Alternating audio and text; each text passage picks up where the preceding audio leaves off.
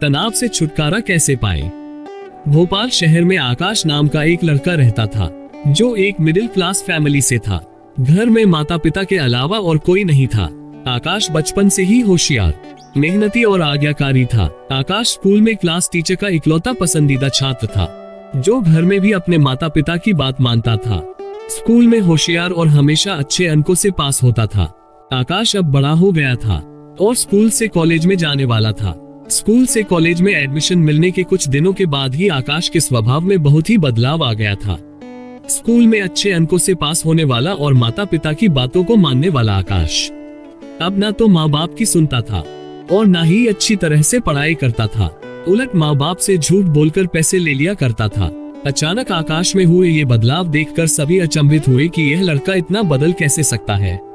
सभी को पता चल गया कि वह बुरे बच्चों की संगत में है। वह उन लड़कों के साथ रहने लगा है जिन्हें पैसे बर्बाद करना, फिल्मों में जाना और नशा करने की आदत थी। आकाश का ये स्वभाव देखकर उनके माता पिता ने उसे समझाने की कोशिश की कि तुम बुरे बच्चों के संगत में हो, उनके साथ रहकर अपना जीवन बर्बाद मत करो, तुम अपनी पढ़ाई पर ध्यान दो। तो आकाश ने कहा, मैं अब बड़ा हो गया हूँ, मैं अच्छी तरह जानता हूँ कि क्या अच्छा है और क्या बुरा। मैं उन बच्चों के साथ रहता हूँ, लेकिन मैं उन्हें अपने ऊपर हावी नहीं होने देता। ऐसा कहकर माता पिता की बातों को टाल देता था। ऐसे ही कई दिन बीत गए और उसके बाद आकाश की परीक्षा के दिन आ गए और उसने पढ़ना शुरू कर दिया। लेकिन वह उतना नहीं पढ़ पाता था जितना वह पहले पढ़ाई करता था। परीक्षा सिर पर थी और परीक्षा का समय आया तो उसने परीक्षा दी। लेकिन जब परीक्षा का परिणाम आया तो वह एक विषय में फेल हो गया था। हमेशा अच्छे नंबरों से पास होने वाला आकाश बहुत दुखी था कि वह आज एक विषय में फेल कैसे हो गया। आकाश एक तरह से चौंक गया। उसके बाद वह अकेला रहने लगा, बहुत कम बात करने लगा, अपने अंदर ही अंदर कुछ सोचने लगा। वह अपना कमरा छोड़कर कहीं भी नहीं जाता। आकाश को इस स्थिति में देखकर सभी ने उससे कहा कि पिछला परिणाम भूल जाओ और आगे की परीक्षाओं पर ध्यान दो।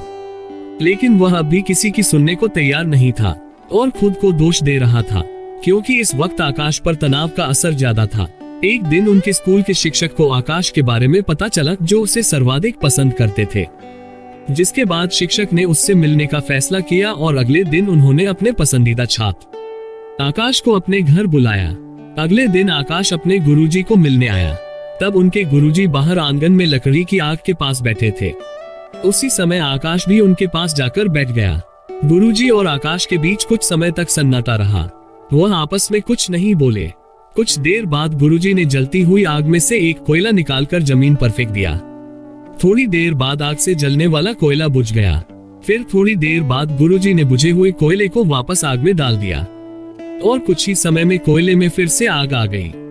तब आकाश ने गुरुजी से पूछा कि सर आपने ऐसा क्यों किया? फिर गुरुजी ने आकाश से कहा, देखो, जब तक कोयला आग में था तब तक उसमें आग थी। जब वह आग से दूर हो गया तो उसकी धीरे धीरे आग बुझ गई।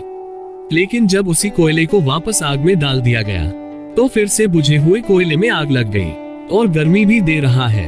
इसी तरह जब तुम अपने माता पिता की बात सुन रहे थे, पढ़ रहे थे, तो तुम्हारे परिणाम भी सही थे। लेकिन जैसे जैसे तुम बुरी संगत में गए, वैसे ही अपने अंदर की आग अपने आप बुझने लगी और तुम कोयले की तरह बुझ गए। अगर तुम अपने माता पिता की सुनते हो तो तुम भी उस कोयले की तरह फिर से सफल हो सकते हो, जो फिर से जलकर गर्मी दे रहा है। गुरुजी की इन बातों को सुनकर आकाश में परिवर्तन आया और वह फिर से पहले की तरह एक अच्छा लड़का बन गया और समाज में फलने फूलने लगा।